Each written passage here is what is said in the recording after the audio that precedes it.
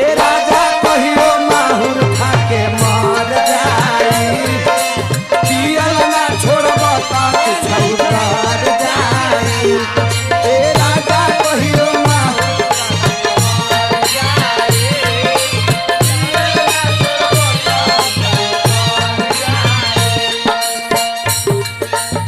औरतिया कहते ए अम्मा जी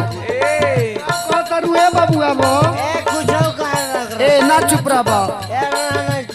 ए पिया दे तेरा मुंह में पिया दे ले चिकना तो है। अच्छा औरतिया कहते ए अम्मा जी आधी आधी रतिया के भट्ठी पर से आवेले पीटी के केवाड़ी